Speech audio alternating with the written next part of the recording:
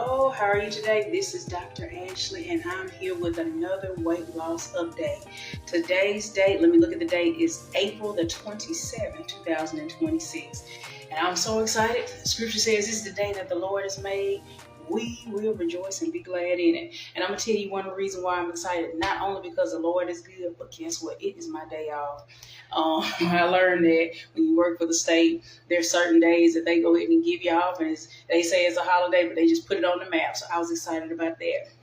And during this time, I still want to continue on the journey. So I got here a little late, but I did come. So I did the gym. I did a little while of some strength training. So what did I do? I did my 20-pound dumbbells on each arm for about 3 sets.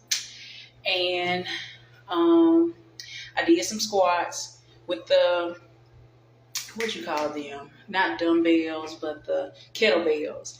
I did those.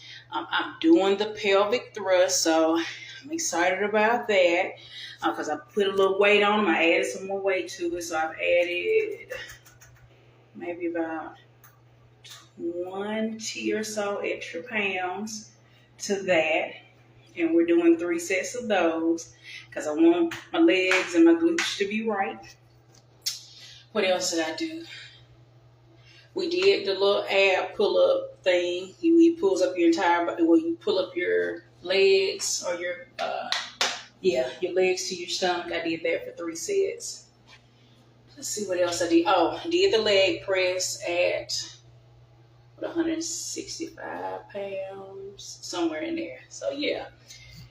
And then I did about 70-something minutes or so on the elliptical. So the Lord is working it out. I'm really trying to do better about this strength training because I want to make sure everything's not just all extra flabby. I want to get it tight and right. So just so you can see, I am making progress. For a while, it seemed like I was stuck in that 230, and I was like, So I have some great news that I'm actually out of 230 and 229, and I'm gonna show you. I jumped on the scale and I got back off. So let me show you what it is. All right, there we go.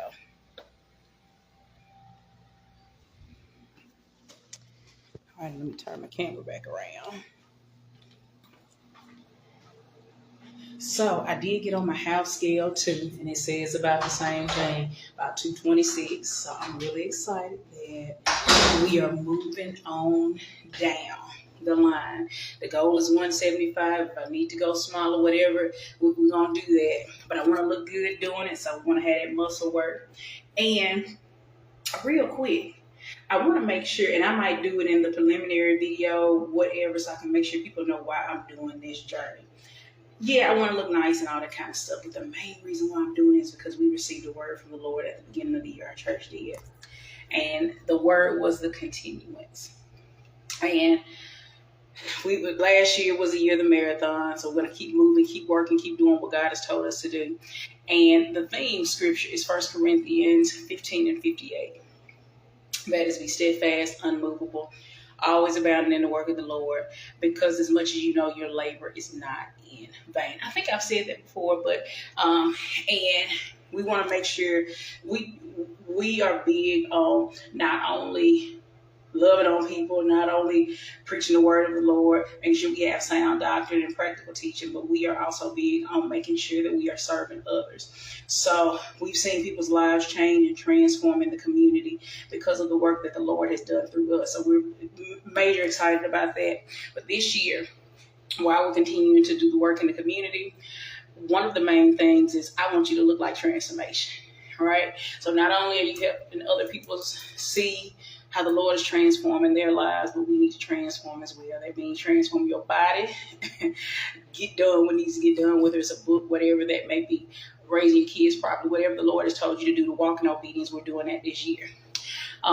So that is why I'm on this journey. So I want to make sure that is known first and foremost. But let me give y'all a devotional word for today. So remember I told you it wasn't the most fun being in that just 230 range, just being stuck there for days. And I was happy about it, but it was like I was stuck. So guess what? The Lord gave me the word of patience. I had to teach you from Morning Empowerment too, but it is coming from James 1, and it is verses 1 through 4. But we're just going to focus in on verse, let's just say 2 through 4. And the scripture says, and I'm going off memory, it says, count it all joy when you go through diverse temptation, because you know that the trying of your faith produces patience. And then the scripture says, let patience have its perfect work. Because, hey, if you do, it's going to produce some great things. You're going to be complete, entire, and wanting or lacking nothing.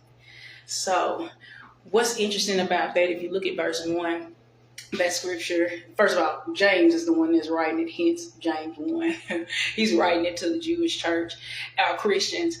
And it says at the beginning they've been scattered abroad. And it's not because they just want to take a time and move. It is because they were scattered because of persecution, right? And so all of this going on, they're going through suffering. They're going through a lot of uncertainty, persecution, all of those different things. And James' response to them was to count it all joy in the time that does not seem like it is a happy and fun time.